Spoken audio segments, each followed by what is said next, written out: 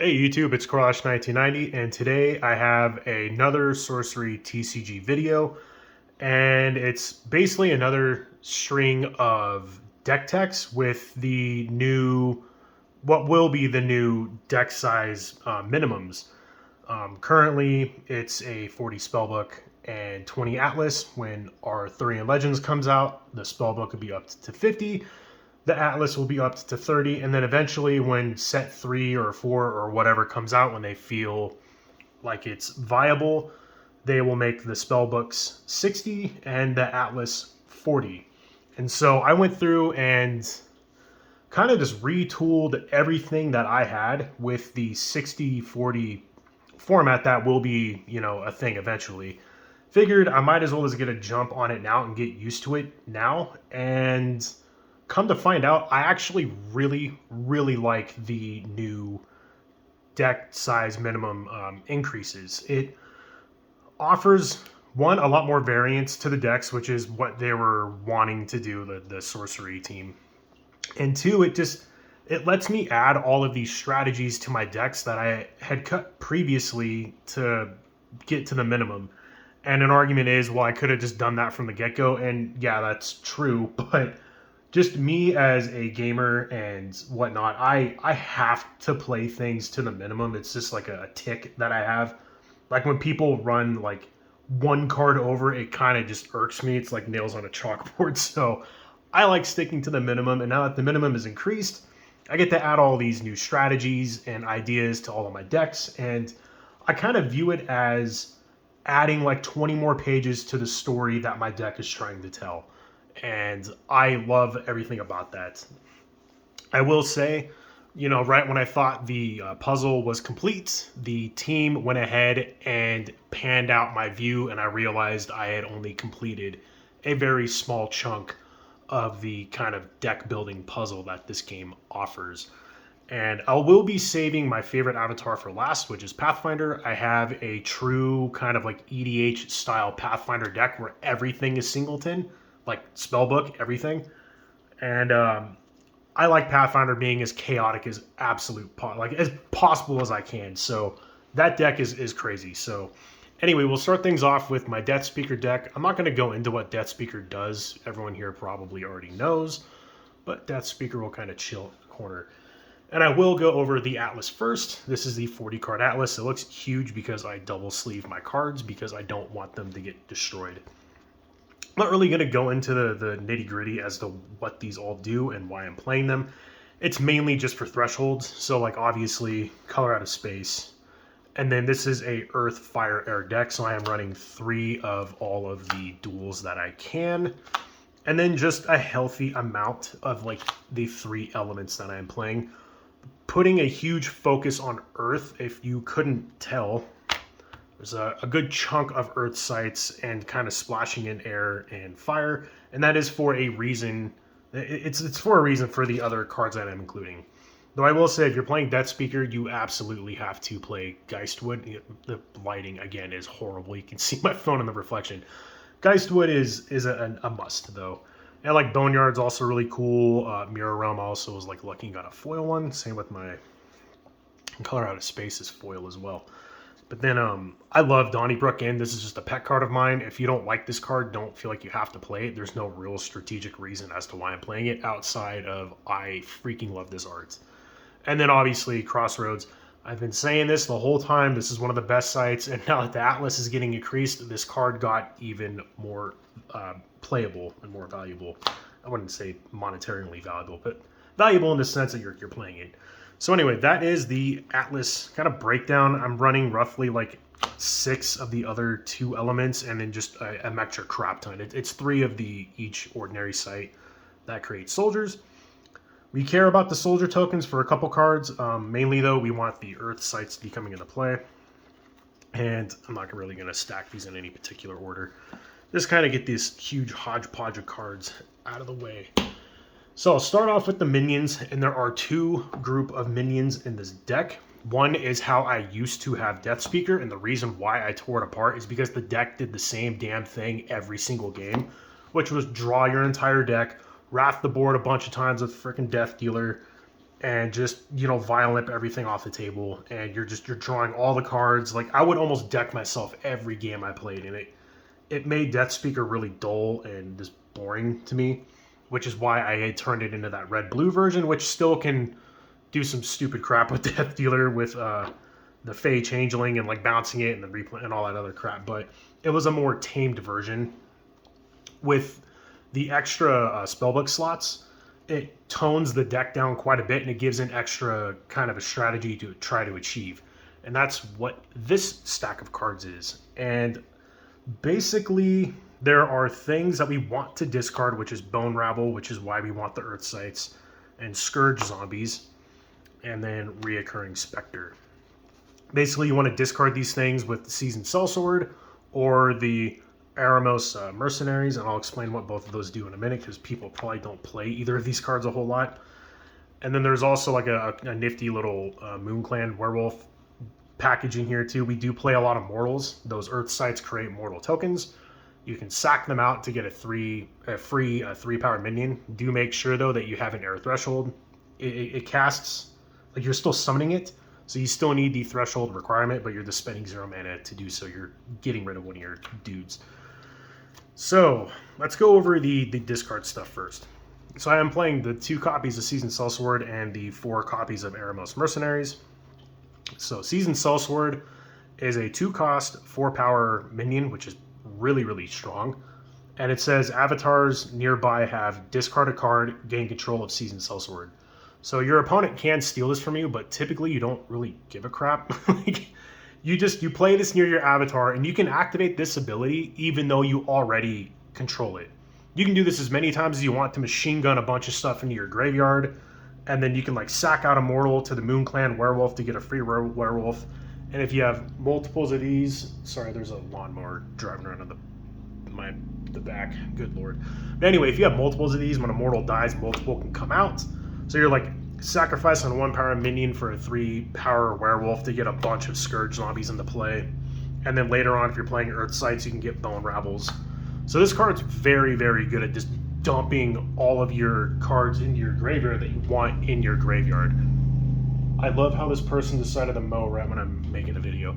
But also Reoccurring Specter, it can be cast from your cemetery, so it's great discard fodder as well if you so need it to be. Personally, this is only really a discard worthy for like Nimbus Djinn.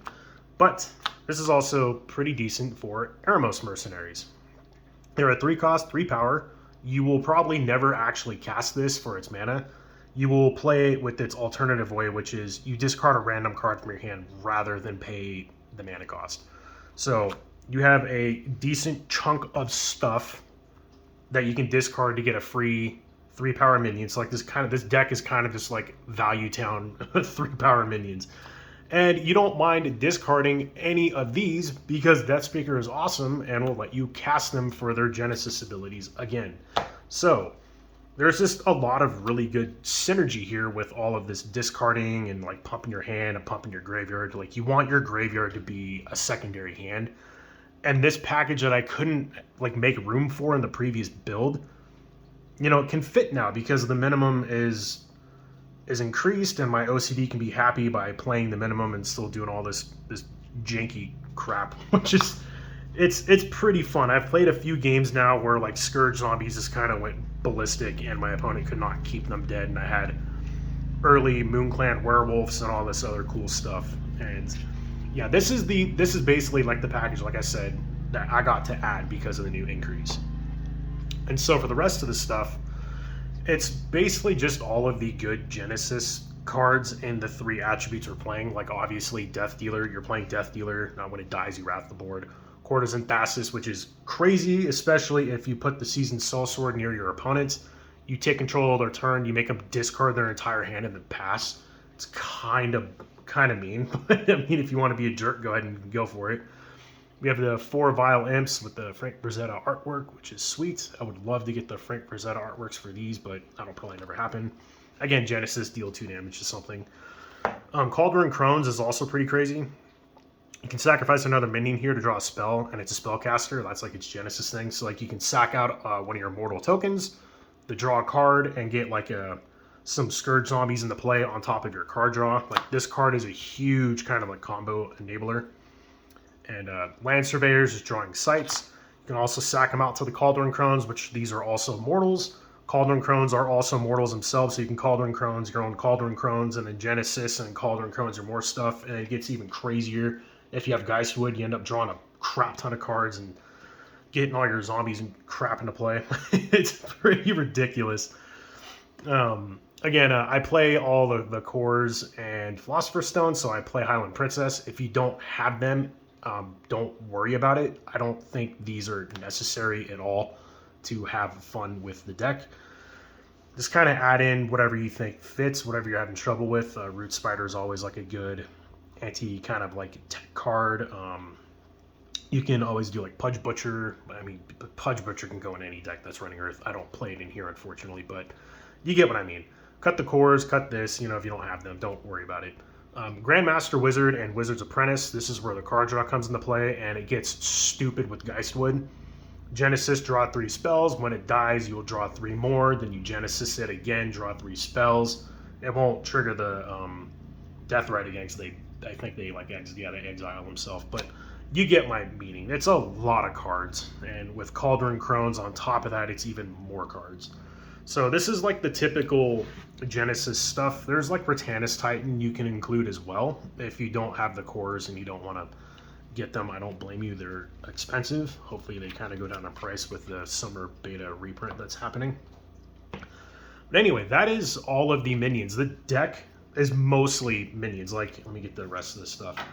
It is a good chunk of minions, and you'll just be turning and burning and recycling and reusing all your stuff all over again.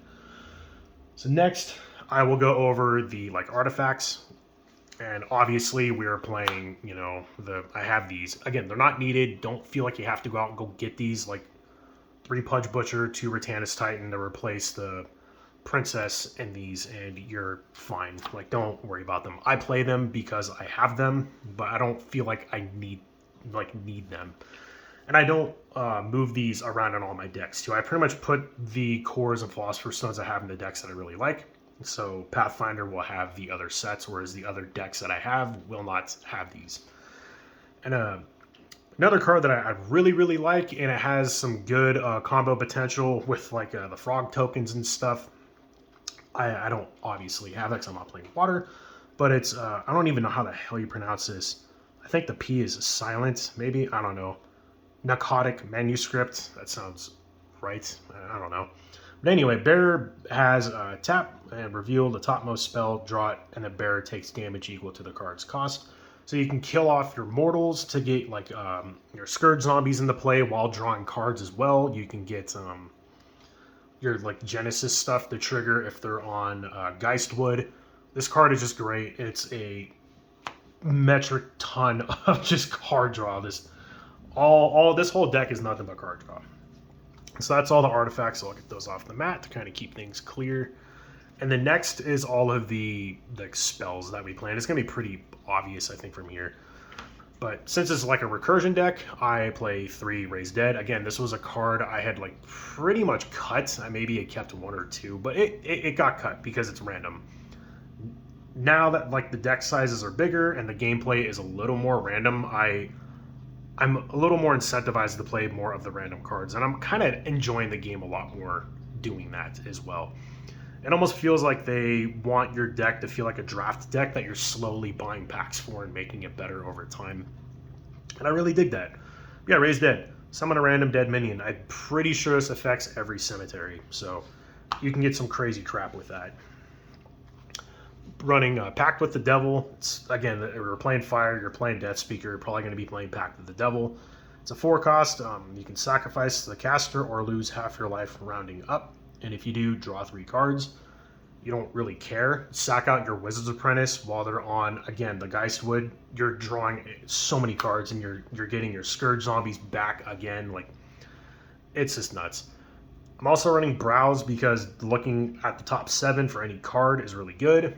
This is also kind of like a more expensive card, so if you don't have this, don't worry. It's not needed. A lot of people will probably argue that, yeah, if you want to, be good at the game, to be hyper competitive with the new deck sizes, you're going to have to be playing Browse. I don't really give a crap about that. This game isn't about being competitive and being ultra consistent. Like, if that's what you think the game is, then you probably have a wrong interpretation of the game. If you want to play it that way, though, you know, more power to you, I suppose. But don't feel like you need this. Again, I'm running it because I own one. If I didn't own one, I wouldn't bother too much about it. And again, more searching. I do like Common Sense because this card is cheap and it's plentiful.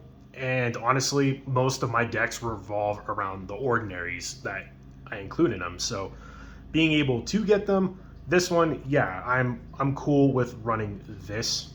Again, it's not getting any card. It's a little more restrictive.